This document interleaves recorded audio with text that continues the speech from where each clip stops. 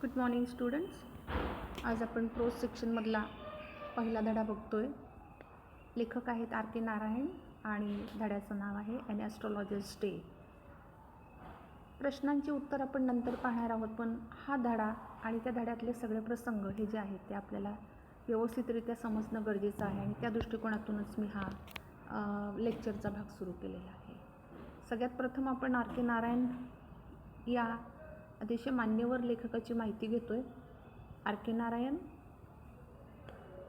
906 to 2001, 1906 ते 2001 असा त्यांचा काळ आहे. नाव रासीपुरम कृष्णस्वामी अय्यर नारायण स्वामी हे त्यांचं नाव. He was one of the best known novelist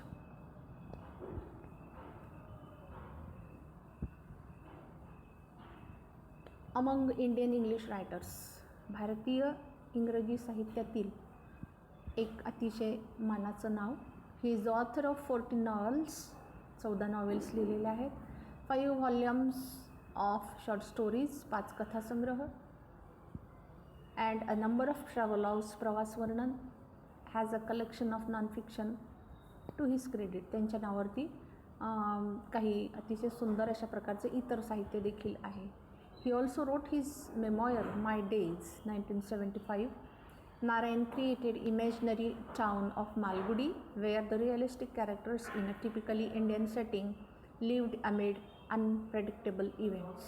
My Days 1975 मध्ये लिहिलेलं त्यांचं जे हे साहित्य आहे, तर त्या साहित्यामध्ये अतिशय सर्वसामान्य माणसांची रोजच्या जीवनातली जे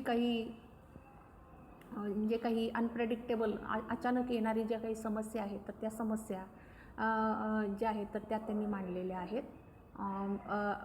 ही stories are grounded in compassionate humanism and celebrated the humour and energy of ordinary life.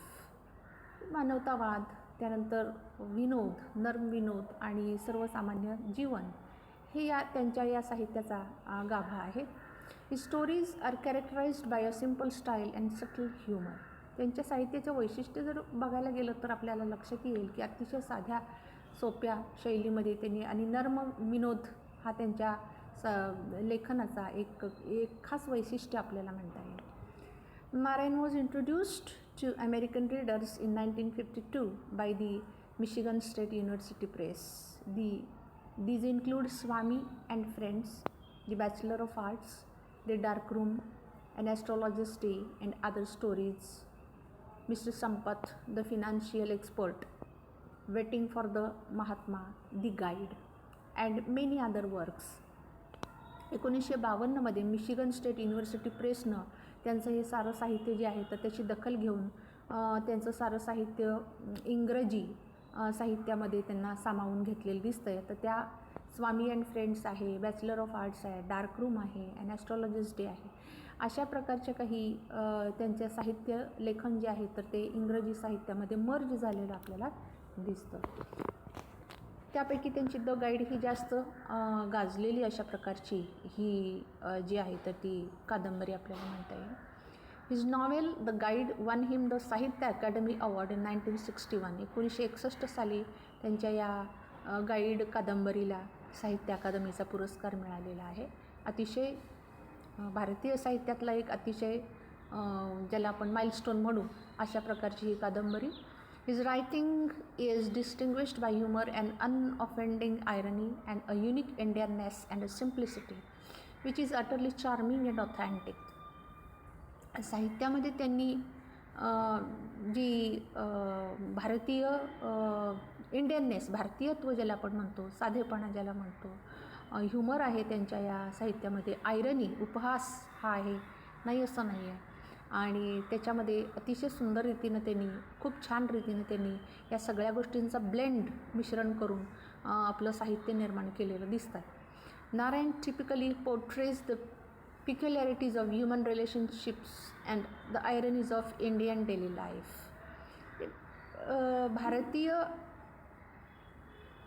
ज्याला आपल्याला म्हणता येईल की जीवन जे आहे तर ते जीवन आणि मानवी नात्यांचा या ठिकाणी खूप छान रीतीनं मेळ त्यांनी आपल्या साहित्यामध्ये घातलेला दिसतो.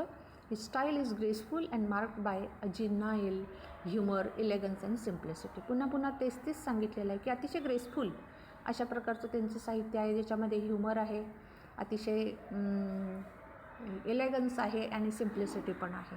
अशा रीतीनं कवीबद्दलची माहिती या ठिकाणी आणि या साहित्याबद्दलची माहिती या ठिकाणी त्यांच्या जी आहे ती थोडक्यामध्ये या ठिकाणी सांगितलेली आहे. Now let us start a lesson that is an astrologer's day. तर सुरुवात करतो आहे आपण. Punctually at midday he opened his bag and spread out his professional equipment which consisted of a dozen cowrie shells, a square pieces of cloth with obscure mystic charts on it, a notebook and a bundle of Palmyra writings. दुपारची वेळ झालेली आहे आणि त्यानं आपल्या या बॅगेतून हे साहित्य सगळं जे आहे तर ते त्याचा तो धंदा करायला बसलेला आहे आणि त्या धंद्यासाठी आवश्यक असणारे जे साहित्य आहे तर ते साहित्य म्हणजे की बॅग आहे त्याची, त्याच्यामध्ये काही कवड्या आहेत, त्यानंतर विशिष्ट अशा प्रकारच्या रंगाचे कपडे आहेत आणि मिस्टिक चार्ट्स पण आहेत त्याच्यामध्ये. त्यानंतर काही त्यांनी लिहिलेली अशा प्रकारचे कागद जे आहेत तर ते कागदसुद्धा त्याच्याकडे आहेत, एक नोटबुक त्याच्याकडे आहे. अशा प्रकारे त्यानं आपलं सगळं साहित्य जे आहे ते आल्यानंतर दुपारी रस्त्याच्या एका बाजूला ते सगळं साहित्य तो घेऊन बसलेला आपल्याला दिसतो. His forehead was resplendent with sacred ash and vermilion. बघा की कपाळावरती त्यानं अतिशय ज्याला आपल्याला म्हणता येईल की भस्म असं लावलेलं, त्यानंतर शेंदूर vermilion, and his eye sparkled with sharp abnormal gleam which was really an outcome of a continual searching look for customers. आणि डोळ्यामध्ये एक प्रकारची विशिष्ट अशी चमक होती आणि त्या डोळ्यामध्ये तो त्याची शोधक नजर जी आहे तर ती स्पष्ट होते आहे.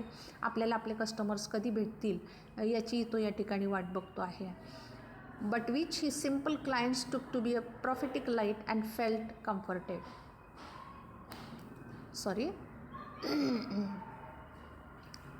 Outcome of continual searching looks for customers, but which his simple clients took to be a prophetic light and felt comfortable. तरी देखील माणसं जी आहेत तर ती त्याच्याकडे येत असत आणि स्वतःला अतिशय प्रश्नांची उत्तरं मिळाल्यानंतर त्यांना समाधान वाटत असे. The power of his eyes was considerably enhanced by their position placed as they were between the painted forehead and the dark whiskers which